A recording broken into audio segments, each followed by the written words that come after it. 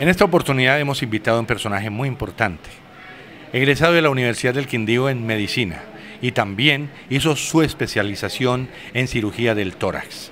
Vive en Alemania, específicamente, y vino de paseo al Quindío, a Armenia, a pasar unas vacaciones y además a otras actividades.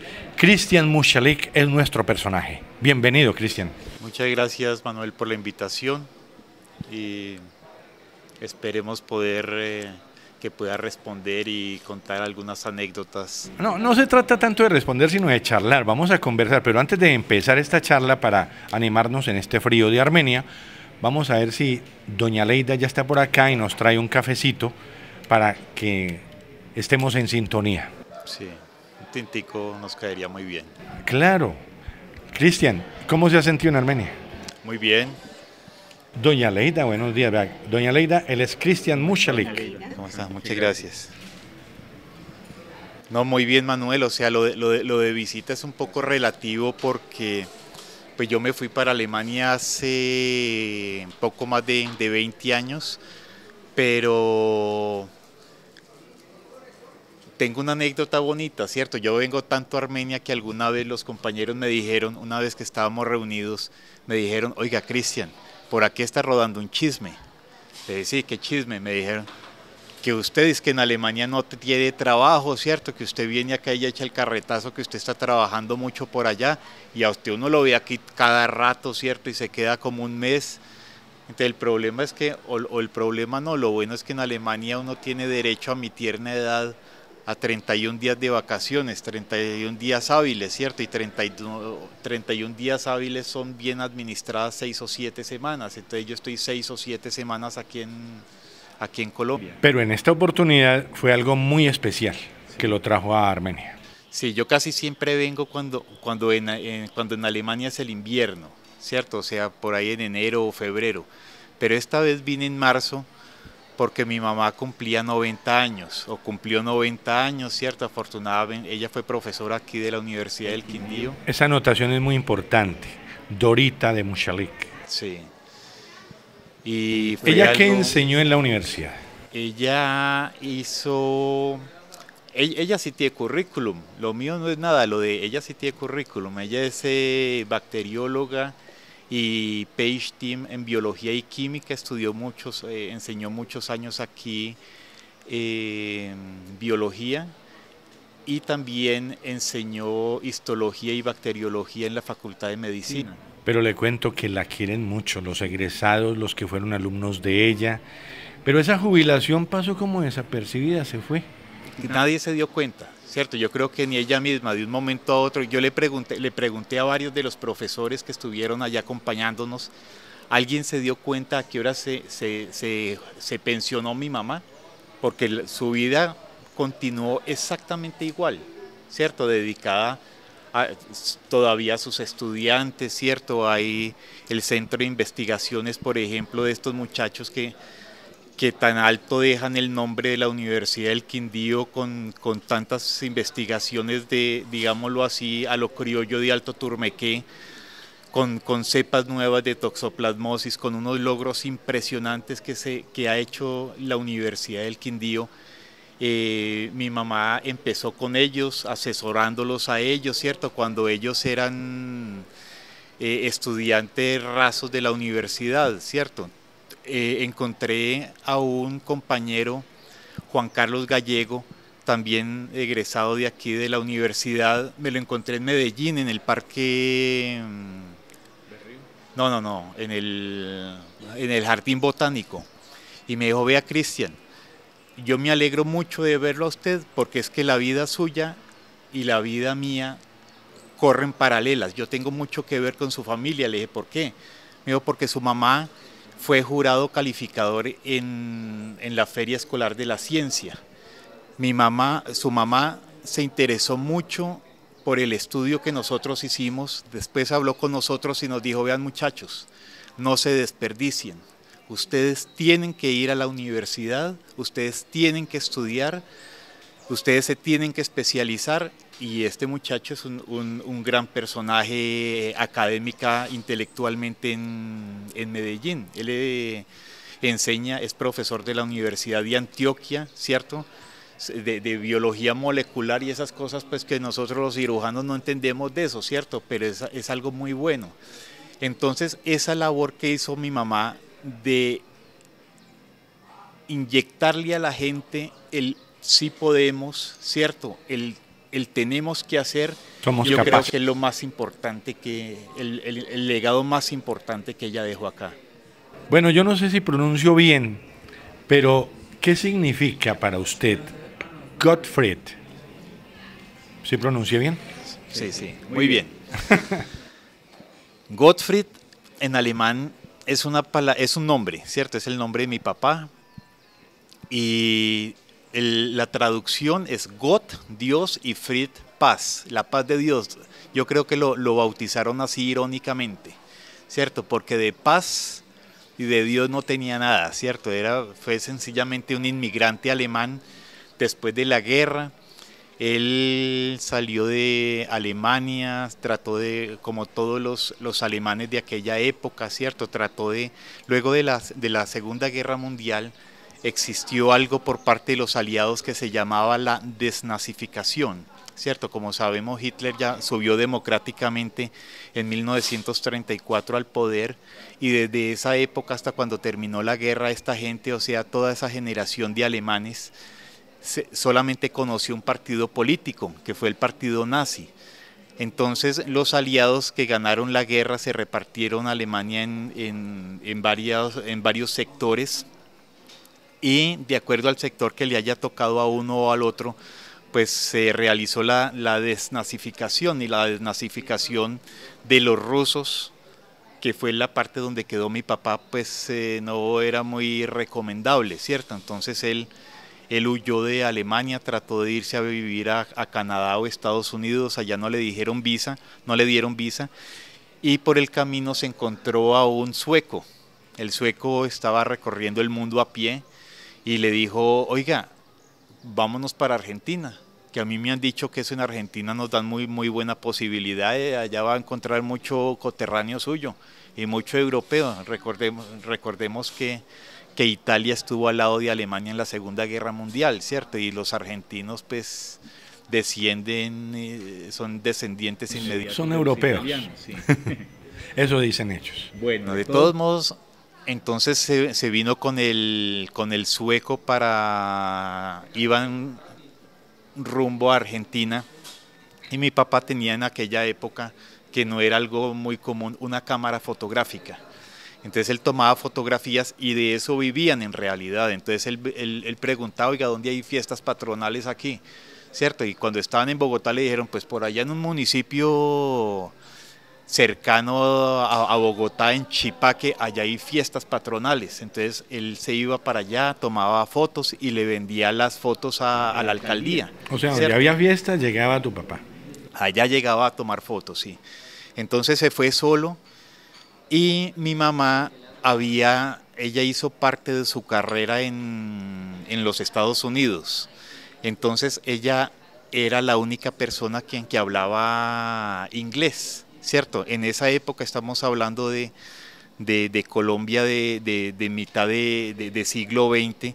Entonces, digámoslo así, para el campesino habían solamente dos idiomas, ¿cierto? El español, que era el cristiano, y el no español, o sea que todo el que hablara un idioma extranjero no hablaba español, o sea que se suponía que si yo hablaba en un idioma extranjero entendía a todos los demás. Claro, y toda la gente miraba a ver cómo era que hablaba. Sí, entonces las tías mías fueron por mi mamá y le dijeron: oiga, Dora, allá hay un gringo, ¿cierto? Se ve lo más de simpático de muchacho, y el muchacho no habla con nadie porque ese es extranjero, entonces vaya y hable con él. Y es alto y fortachón. Sí, y mi mamá: yo qué voy a ir a hablar con él si yo no lo conozco. No, sí, vaya, Dora.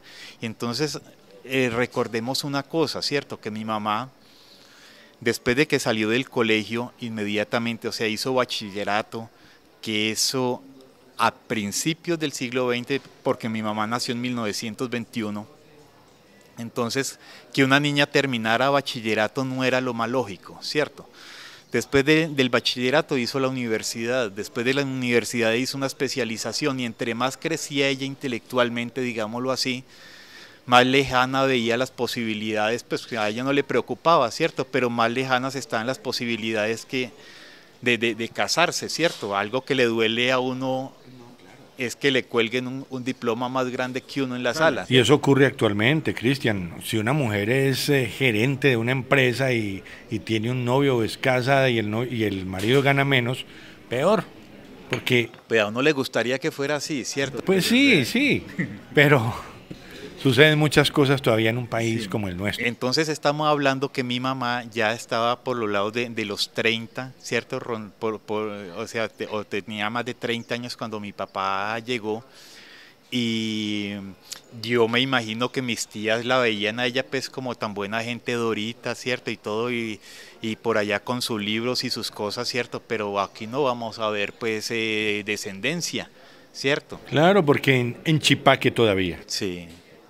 Bueno, ella Ya había ido a Bogotá. en ese momento sí, no, pero ya enseñaba, ella ya trabajaba en el Instituto Nacional de Salud, en el Carlos Finley y todas estas cosas, ¿cierto? Pero todo en actividades académicas, ¿cierto? Y allá enmascarados pues no van a conocer a nadie, pues en esos laboratorios sepultados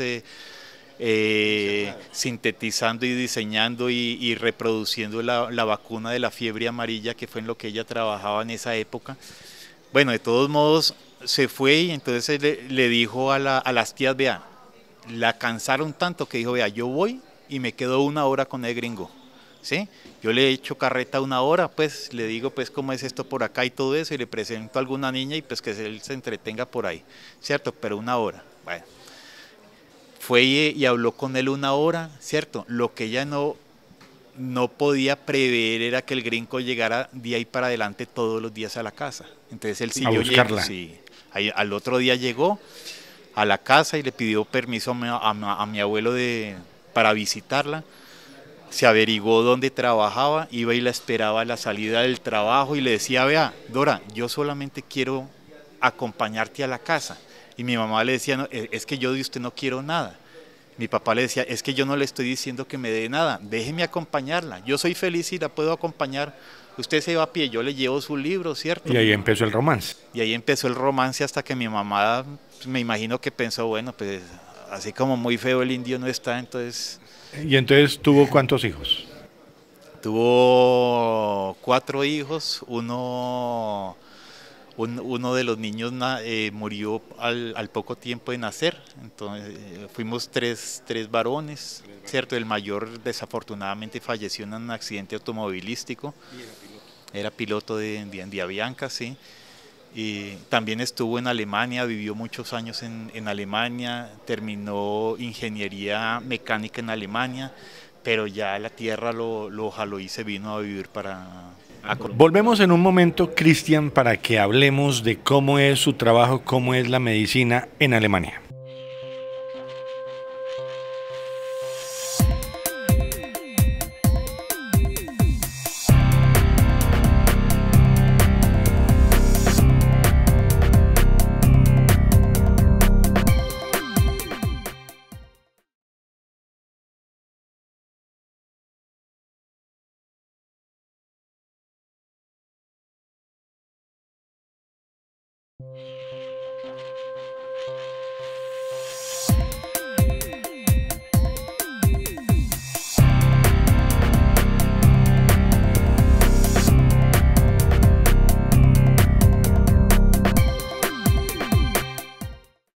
En el intermedio vino doña Leida y nos trajo 2 cafés, deliciosos, calientes y apenas como para este clima.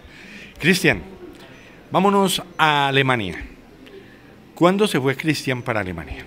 Bueno, yo tuve la suerte de estudiar medicina aquí en la Universidad del Quindío.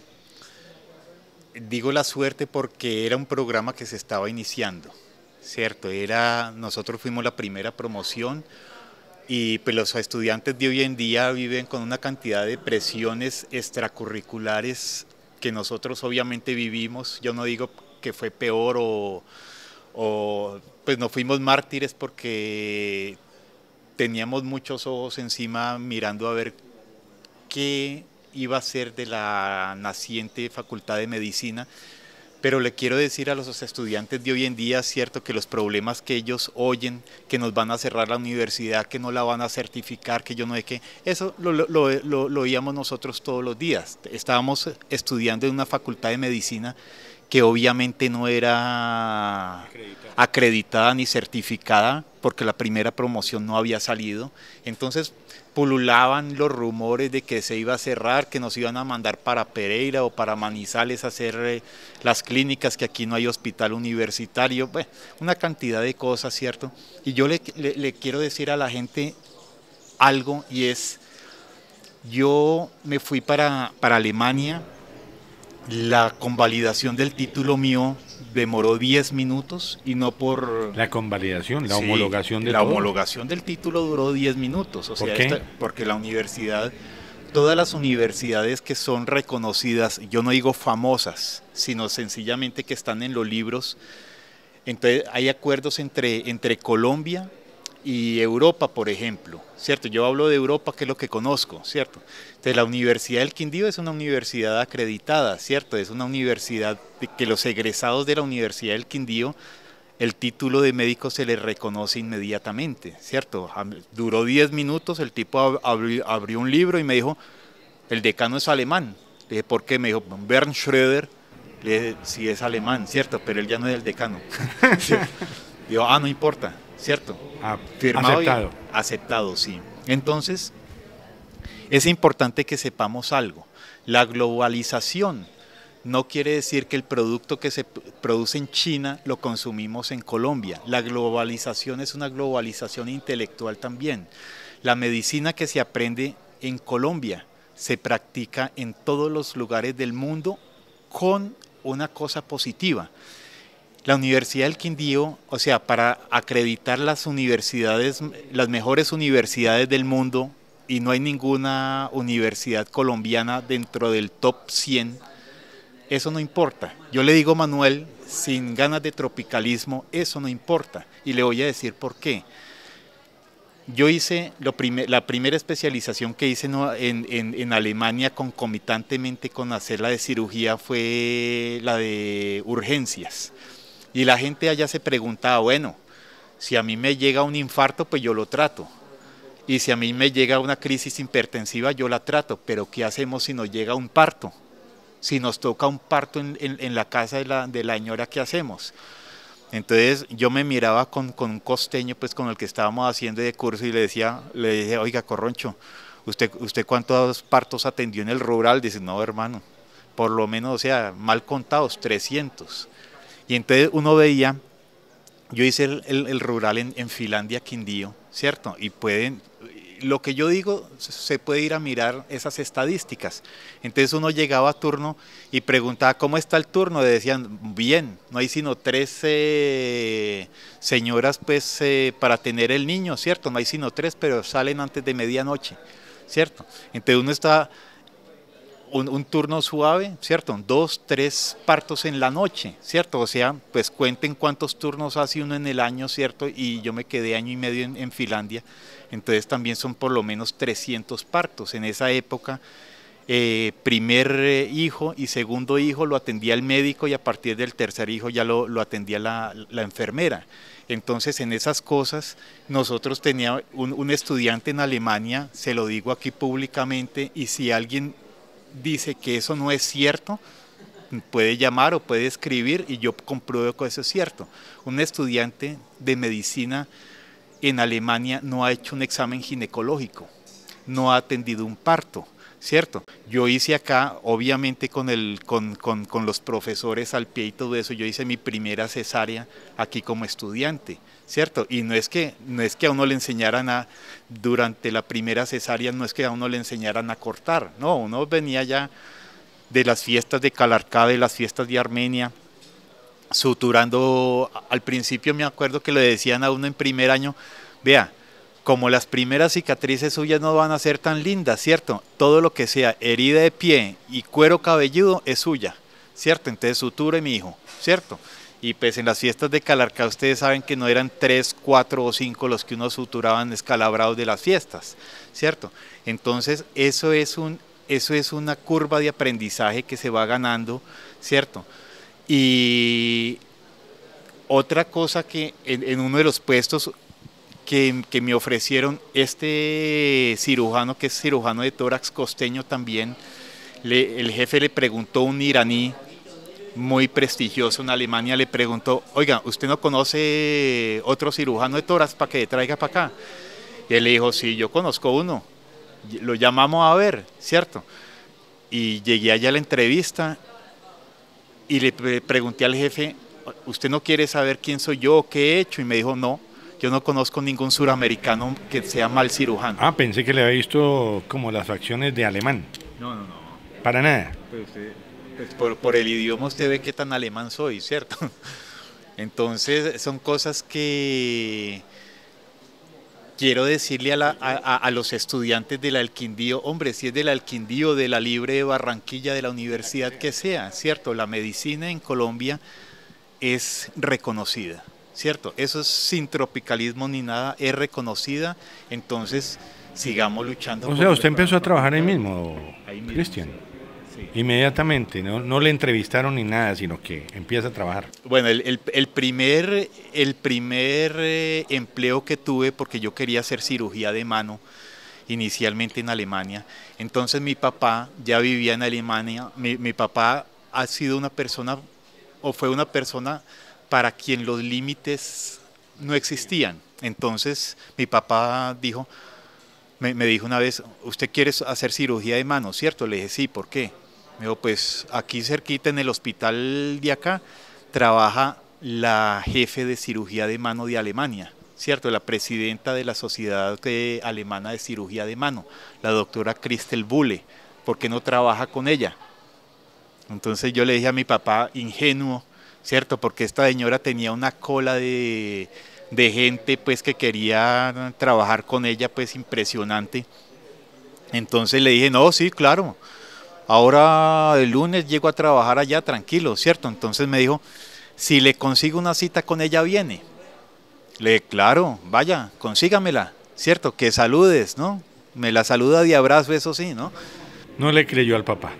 No le creí cuando a los 8 días me llama mi papá, oiga, el lunes a las 8 de la mañana tiene cita con la doctora Bulle, ¿cierto? Le dije, ¿en serio? Me dijo, sí, allá llego. Y allá llegué, es cierto. Y sí, me hizo las preguntas de rigor, de dónde viene, qué ha hecho, dónde estudió medicina y todo. Y cuando me dijo, ¿cuándo quiere empezar? Le dije, pues, cuando antes. Me dijo, ¿puede empezar el 1 de febrero? Le dije, sí. Me dijo, bueno, vamos a ver si usted sí es tan bueno como dice su papá. Yo no sé qué le contaría a mi papá, ¿cierto? Pero él... no sé si sobreestimaba o era realista con la medicina colombiana. Tengo una anécdota cortica de él también. Él tuvo un pequeño accidente cerebrovascular aquí en Colombia y estuvo en el Seguro Social. Lo atendió el doctor Rafael López. Y allá llegó a Alemania, ¿cierto? Se había recuperado de eso. Y en la carta de Rafael López decía infarto del ángulo pontocerebeloso izquierdo, ¿cierto?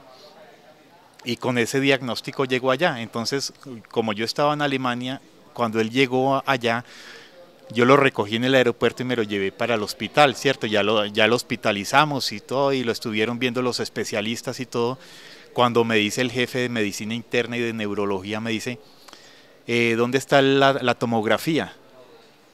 Le pregunté a mi mamá, ¿la tomografía qué? Me dijo, yo no sé. O sea, la fotico. Sí, la tomografía computarizada, las radiografías especiales que se hacen, ¿cierto?